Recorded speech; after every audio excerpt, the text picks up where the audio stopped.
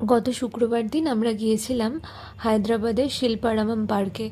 ওটা হলো একটা বিশাল বড় পার্ক, যেখানে বিভিন্ন রকম মানে হ্যান্ডক্রাফটেড জিনিসপত্র বিক্রি হয়, যেরকম উডেন জিনিসপত্র, সেরামিকের জিনিসপত্র। এই যে শপটা দেখছেন, এখানে পুরোটাই উডেন জিনিসপত্র। এখান থেকে কিছু জিনিস নিয়েছিলাম, তারপরে কিছু উলের জিনিসও নিয়েছিলাম টুকটাক।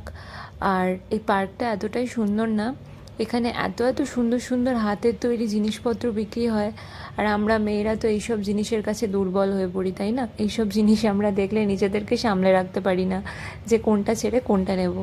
আমিও তাই এই দোকানে গিয়ে কনফিউজড হয়ে গেছিলাম যে কোনটা ছেড়ে কোনটা নিই। যাই হোক, কিছু জিনিসপত্র নিয়েছিলাম, সেগুলো পরের ভিডিওতে দেখাবো কী কী নিয়েছিলাম।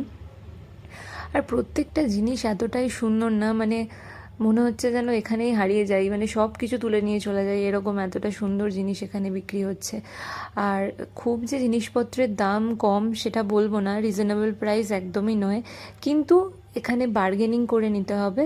যদি কোনো জিনিসের দাম 500 টাকা বলে, সেটাকে 300 টাকায় নামাতে হবে, এভাবে বার্গেনিং করে তবেই নিতে হবে।